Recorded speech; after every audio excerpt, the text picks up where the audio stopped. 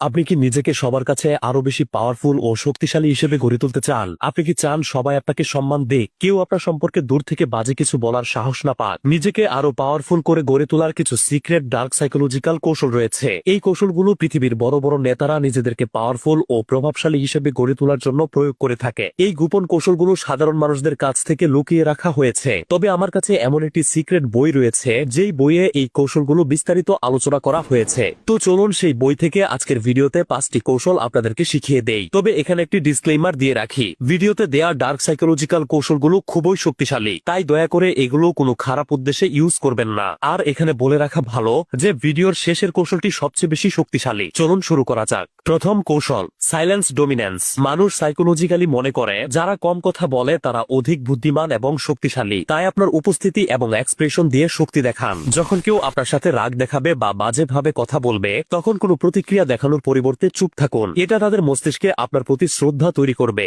এবং তাদের মানসিক শক্তি ভেঙে দেবে। দ্বিতীয় কৌশল, দ্য মিরর এফেক্ট। আপনার সামনে থাকা ব্যক্তির আচরণ এবং এক্সপ্রেশন আয়নার মতো নকল করুন। এমন ভাবে নকল করুন যেন তাদের মনে হয় তারা নিজে আপনার মাঝে নিজেকেই দেখছে। এটি তাদের মস্তিষ্কে আপনার প্রতি ইতিবাচক অনুভূতি বা ভালো লাগার অনুভূতি তৈরি করবে এবং তাদের ব্রেন আপনাকে সম্মান করতে বাধ্য হবে। এই কৌশলটি বড় বড় নেতারা ব্যবহার করে থাকেন। তৃতীয় বিষয়টিতে যাওয়ার আগে আপনাদেরকে বলতে চাই, যারা এই ধরনের উপকারী সাইকোলজিক্যাল ভিডিও দেখতে পছন্দ করেন তারা পেজটি ফলো করে রাখতে পারেন। এতে করে আমি ভিডিও আপলোড করার সাথে সাথেই আপনার কাছে চলে যাবে। তৃতীয় কৌশল, কন্ট্রোলেড ভুলনেরাবিলিটি। নিজেকে শক্তিশালী দেখানোর মানে এটা নয় যে আপনি সবসময় পুরোপুরি কঠিন হওয়ার ভাব দেখাবেন। মাঝে মাঝে ইচ্ছাকৃত এবং নিয়ন্ত্রিত ভাবে নিজের দুর্বলতা দেখান। তবে এটা বেশি নয়। বেশি দেখালে মানুষের চোখে আপনার দাম কমতে থাকবে। তবে আপনি যদি নিয়ন্ত্রিত ভাবে মানুষকে আপনার দুর্বলতা অল্প পরিমাণে দেখান, তবে এটি মানুষের ব্রেন আপনার প্রতি তাদেরকে আরো বিশ্বাস করাতে বাধ্য করবে এবং আপনাকে তাদের একজন ভাবতে বাধ্য করবে। চতুর্থ কৌশল, ইমোশনাল ডিটাচমেন্ট।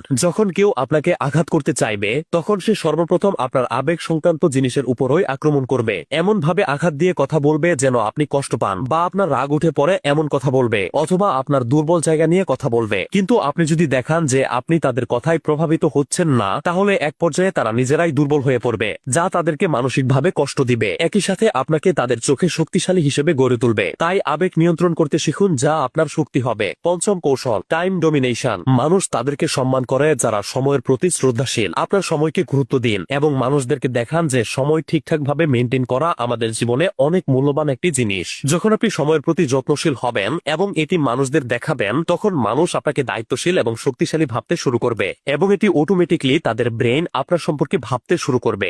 এই 5টি কৌশল ফলো করলে আপনি নিজেকে অনেক বেশি পাওয়ারফুল করে তুলতে পারবেন এবং চারপাশের মানুষের কাছে প্রভাবশালী হয়ে উঠবেন। আপনার যদি মনে হয় যে ভিডিওটি থেকে আপনি কিছুটা হলেও উপকৃত হতে পেরেছেন, তাহলে অবশ্যই একটি লাইক দিবেন এবং আপনার সবথেকে প্রিয় মানুষের সাথে ভিডিওটি শেয়ার করবেন। এরকম প্রয়োজনীয় ভিডিওগুলো মিস না করতে অবশ্যই পেজটি ফলো করে রাখুন। ধন্যবাদ।